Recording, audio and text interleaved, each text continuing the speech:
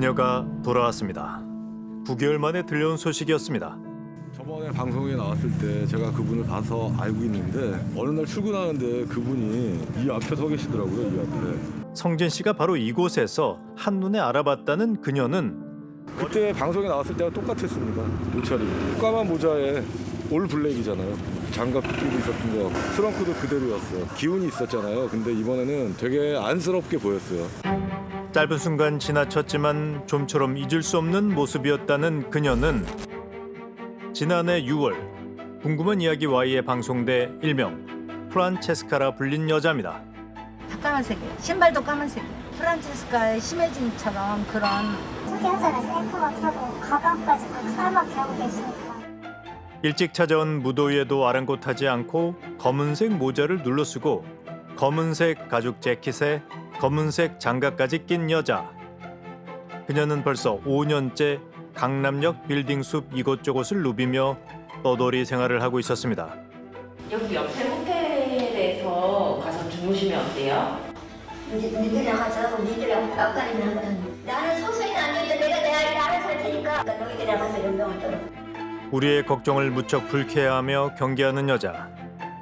그녀를 염려하는 건 경찰도 마찬가지였습니다. 그런데 여기 역사적인 소지대가 아니에요.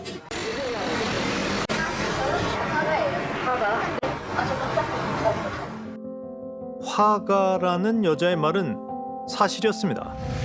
80년대 프랑스에서 미술 공부를 했던 그녀는 독특하고 진취적인 작품으로 평단의 찬사를 받았던 김서연 씨였던 겁니다.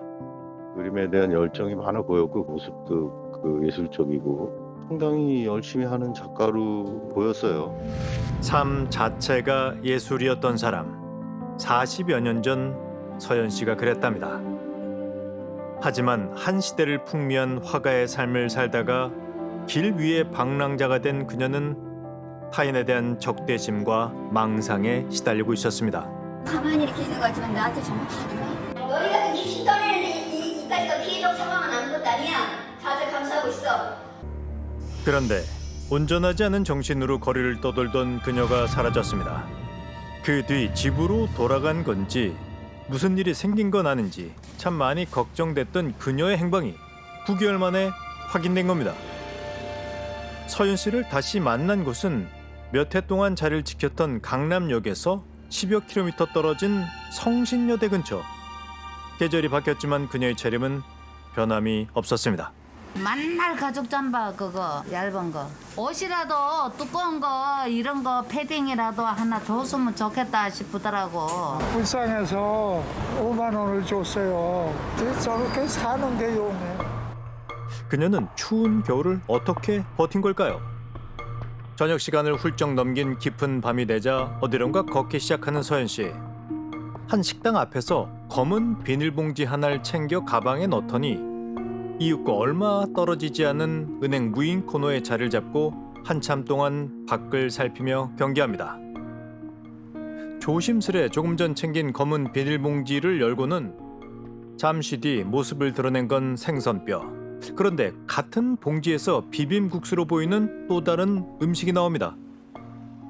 그냥 공주에 담긴 국물에서 내는 것들 막 그냥 끌고 갔어요. 음식물 쓰레기예요? 예? 노숙을 할지언정 존엄을 지키고 섣불리 바닥에 주저앉는 법조차 없어 고고한 학 같았던 그녀가 추위와 굶주림에 너무나 지친 듯합니다. 우린 9개월 만에 다시 말을 걸어보기로 했습니다. 안녕하세요. 누구예요? 저 혹시 기억 안 나세요? 몰라요 되게. 내가 제일 어떻게 알아? 어째 지난 여름보다 더 냉랭해진 서연 씨. 아는 사람들하고 할 일 있어서 여기 있는 건데 이까짓게 뭐 와서 자리야? 빨리 꺼져! 되게 유명한 화가분이시잖아요. 그 시대에 되게 할 수 없는 걸 하셨더라고요. 나 그런 거 몰라! 그녀는 자신의 과거를 잊은 걸까요? 아니면 잊은 채 하는 걸까요? 그런데 우린 어렵게 연락이 닿은 서연 씨의 지인에게 그 단서를 얻을 수 있었습니다. 80년대 성신여자대학교 미술학과에 언니가 20번이었어요, 번호가. 아, 같이 다니셨어요, 학교를? 네네네. 거리를 떠돌고 있는 서현 씨를 영미 씨가 처음 본 건 대학교 강의실에서였습니다. 늘 혼자였어요. 남한테 먼저 다가가지도 않았던 걸로 기억을 하고 있어요. 그때도 자기만의 색이 뚜렷했다는 서현 씨는 얼마 뒤 소리 소문 없이 프랑스 유학길에 올랐다고 합니다. 해외 나가는 자유화 시대도 아니었고요. 해외 간다는 거는 생각도 못했을 당시죠. 짜장면 한 그릇이 500원이던 시절 그녀는 10수년을 프랑스에서 머물며 파격적이고 실험적인 작품 활동을 펼쳤습니다. 화가는 피를 말려 한 방울의 이슬이 될 수 있다면 그의 전 생애를 걸어도 기꺼이 하리. 파리의 유명 성당 앞에서 양병기 위 촛불 하나와 그 뒤를 장식한 총 3자루, 여성용 위생용품으로 뒤덮인 여러 짝의 관이 놓인 설치 미술을 기획하기도 했던 김 씨. 하지만 프랑스 언론도 주목했던 이 전시는 대중들에게 공개되지 못했습니다. Donc je ne l'ai pas vue, d'autant plus qu'elle a été supprimée au bout de, je crois même pas 24 heures, hein, donc qui est un lieu qui n'est plus utilisé de façon religieuse, mais qui évidemment a un long passé religieux. 너무 파격적이라는 이유로 성당 관계자들로부터 철거를 당한 서현 씨의 개인전. 그 뒤 프랑스 가톨릭계를 상대로 긴 법정 다툼을 벌이기도 했던 서현 씨는 승소에도 불구하고 작품 활동을 접으며 무슨 이유에선가 거리를 배회하기 시작했습니다. 일단은 돈을 떠나서 소송이라는 게 있으면 정신적으로 피폐해지잖아요. 작품을 뽑아내지 못하면 오는 두려움, 그게 더 크죠. 작가로서의 자존심을 걸고 하는데 계속 그 작업이 더 이상은 막혀버리는 그 두려움 같은, 그건 너무 크죠. 우린 영미 씨와 함께 서현 씨를 다시 찾아갔습니다.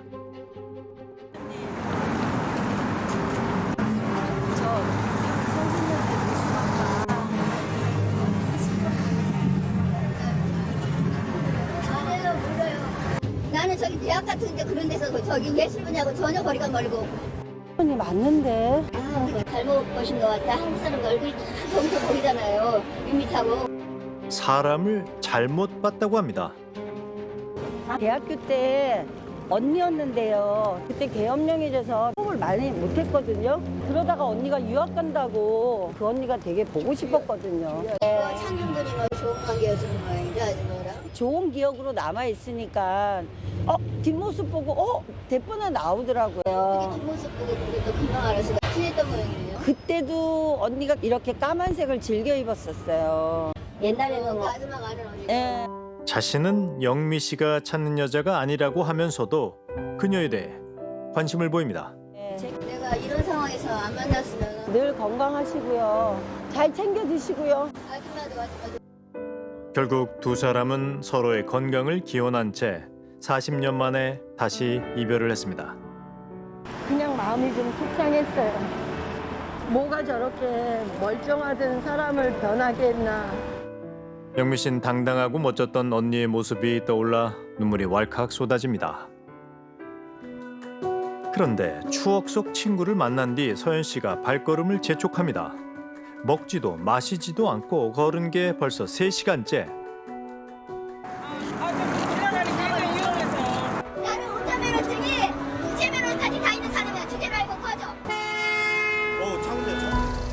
시민들의 우려를 한 몸에 받으며 걷다 보니 상봉동입니다. 대체 여긴 왜 온 걸까요? 답이 궁금할 무렵 우린 그녀를 찾고 있다는 또 다른 제보자와 연락이 닿았습니다. 서현 씨의 친언니였습니다. 자그마치 24년 동안이나 외국에서 살기 때문에 그게 이제 괴리가 컸는지 가족한테 나타나질 않는 거예요. 오빠가 찾아 나서가지고 신논현역에서 한번 봤대요. 하면서 이렇게 불렀다는 거예요. 그때 난 당신 같은 사람 몰라 하면서 달아나더래요. 거리를 떠도는 동생을 챙기고 싶지만 가족이 항암 치료 중인 상황이라 직접 나설 수가 없다는 서현 씨의 언니. 그런데 알고 보니 친언니의 집은 서현 씨가 요 며칠째 배회하고 있는 중랑구였습니다.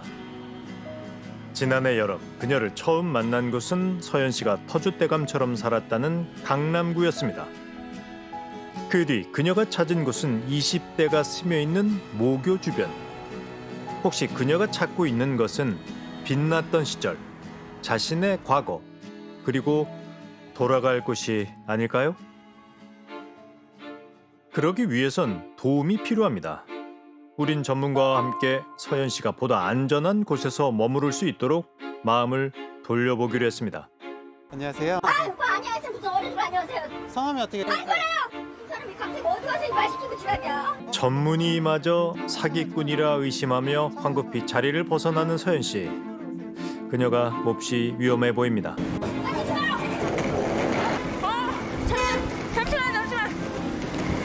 결국 그녀의 안전을 위해 경찰이 출동했습니다.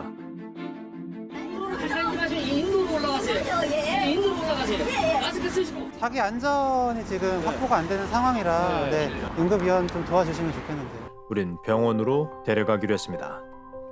타인의 도움이라면 치를 떨듯 거부했던 그녀 역시 많이 지쳤던 건지 스스로 구급차에 몸을 실었습니다. 가방은 어디다 가실까요? 여기다 놓으세요. 남의 국이 여기 있어요. 마침내 위태롭게 거리를 떠돌던 그녀의 길고 긴 서울 여행이 끝났습니다.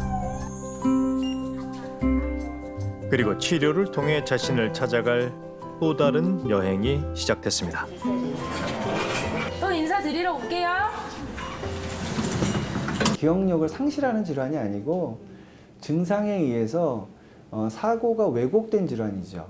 그러니까 세상을 바라보는 눈이 병에 의해서 바뀐 거예요. 이분의 입장에서는 세상은 매우 위험하고 자기를 위협하는 세상이잖아요. 과거에 좋았던 기억이나 뭔가 추억이 되는 기억이 있다면 그거는 본인이 얼마든지 그쪽에 갔을 때 좀 더 안정감을 느낀다고 생각할 수도 있어요. 정신재활치료를 꾸준히 하다 보면 조금씩은 나아질 수 있다. 이 여행의 끝에서 그녀가 원하는 것을 꼭 찾았으면 좋겠습니다. 그런데 여행엔 한 가지 법칙이 있습니다. 여행에는 분명 끝이 있고 기다리는 가족이 있는 집으로 꼭 돌아가야 한다는 겁니다. 어머니하고 같이 있어요. 저녁도 싹싹 비우고 아침에도 잘 먹었다고 그러더라고요. 천신만고 그때 감사합니다.